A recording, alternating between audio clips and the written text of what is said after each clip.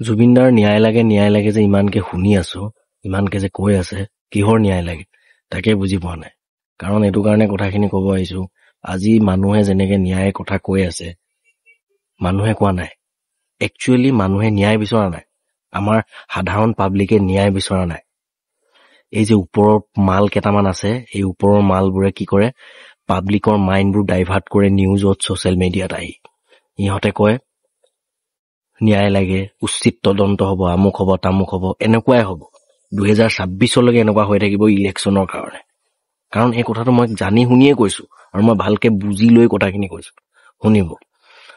ন্যায় লাগে, এই যে আগৰ গৰু জিনি যায়, পাছৰ গৰু তিনি যায় বুলি যে কথাষাৰ আছে, সেই ওপৰত থকা মাল কিছুমান আছে, এই মালবোৰে, এই আমি তলৰ গৰু ন, আমি সাধাৰণ পাব্লিক হয়, আমি তলৰ গৰু, সিহঁতে ওপৰৰ গৰু হয়। সিহঁতে কি কৰে, আমাৰ মাইণ্ড ডাইভাৰ্ট কৰে নিউজত আহি, ছচিয়েল মিডিয়াত আহি। আমাৰ ৰাইজৰ চকুত ন্যায় বিচৰা নাই, ৰাইজৰ মুখত ন্যায় বিচৰা নাই, কোনো নাই বিচৰা। উচিত শাস্তি বিচাৰিছে জুবিন দাক মৰা এইকেইটাই। জুবিন দাক যে মাৰিলে সেইকেইটাৰ উচিত শাস্তি বিচাৰি আছে। কাৰণ এক্সাম্পল ভাবি লওক, মোৰ চুগাৰ আছে, মোৰ ডায়েবেটিছ আছে, আৰু মোৰ লগৰ সকলোৱে জানে, আৰু মোৰ বহুত দূৰৰ বন্ধু এজন ফুৰিব আহিছে মোৰ ঘৰত বহুত দিনৰ মূৰত। ফুৰিব আহোঁতে মোৰ ঘৰত সি মোৰ কাৰণে মিঠাই লৈ আহিছে।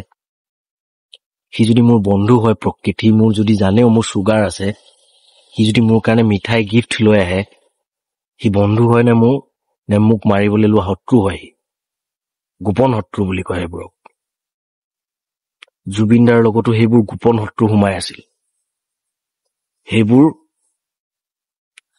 অস্ত্ৰ হিচাপে ললে জুবিনদাৰ বেমাৰটোক, চব ফালৰ পৰা। জুবিনদাৰ লাইফত যিমান গান গালে, লাইফত যিমান চিনেমা বনালে, যিমান তাৰ লাইফ ষ্টাইলটো যেনেকুৱা আছিলে, মানুহৰ প্ৰতি মানুহৰ কেনেকে সহানুভূতি, কিমান মৰম, মানুহৰ দুখ, মানুহৰ প্ৰত্যেকটো দুখৰ সমভাগী হোৱা এজন মানুহ আছিল। সেইবোৰ বস্তু অনুকৰণ কৰি এইকেইটা চিৰিয়েল কিলাৰ হয়, এইকেইটা স্ক্ৰিপ্টেড মাৰ্ডাৰ কৰিছে। সেইকাৰণে আমি উচিত শাস্তি বিচাৰো।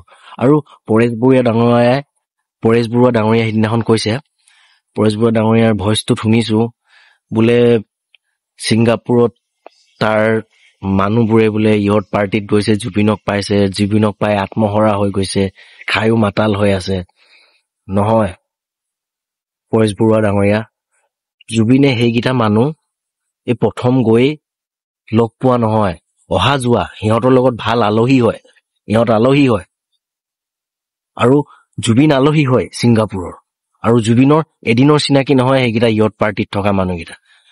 একদম ঘৰুৱাৰ নিচিনা এটা চিনাকি আছে, ভাল চাৰ্কেল, ভাল সিহঁতৰ চাৰাউণ্ডিংটো, বহুত কাম কৰে একেলগে বহুত দিনৰ পৰা।